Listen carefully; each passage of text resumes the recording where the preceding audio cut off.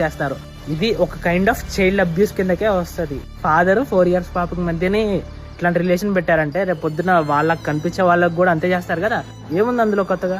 వీళ్ళంతా ఏంటంటే వీళ్ళ లోపల ఉన్న ఒకడుంటారు చూసారా, వాడిని బయటికి తెచ్చి జనాల మీద రుద్దుతున్నారు. వాళ్ళన్న విషయాలు తెలుసుకుంటేనే నాకు చెప్పడానికి కూడా రావట్లేదు వాళ్ళ మీద ఎట్లాంటి శిక్ష తీసుకోవాలో.